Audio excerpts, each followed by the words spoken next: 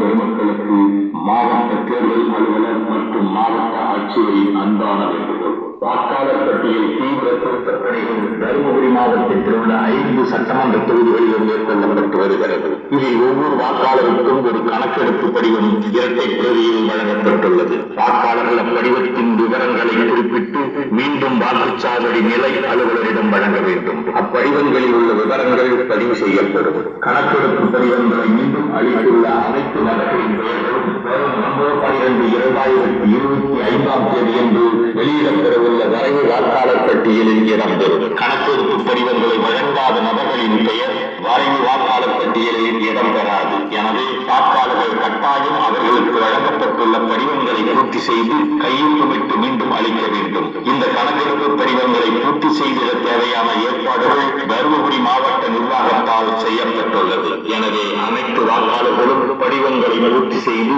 2 தினங்களுக்குள் BLO அதாவது வாக்குச்சாவடி நிலை அலுவலரிடம் அல்லது அருகில்